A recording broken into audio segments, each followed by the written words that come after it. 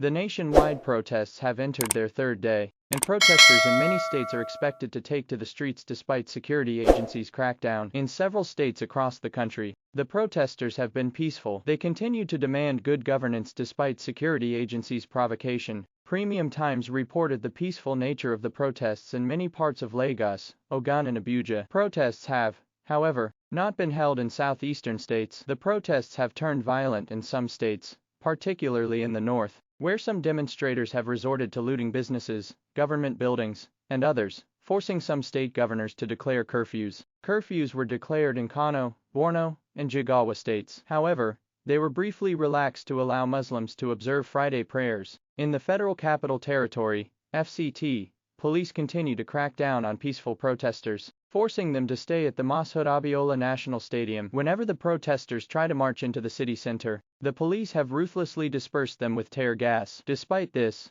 the protesters have demonstrated resilience. Overall, the first 2 days of the protest have been mixed for many. While the government has received criticism for its use of force against protesters, the looting and rioting in some states in the north have helped the government to further discredit the protests. Abun Olu Adigbruwa, a lawyer to the Take It Back movement, one of the groups that organized the demonstration, on Friday called for an end to the protests. However, his call was rejected by Amoyal Sowore, a leading voice in the Take It Back movement. It is unclear if the demonstrators are going to listen to Mr. Adigbruwa, though there is obvious fatigue in some states. In Abuja, the number of protesters reduced significantly on Friday compared to day one. It took over 5 hours to mobilize a sufficient crowd. Also, the looting in the north, coupled with the violence, is discouraging many.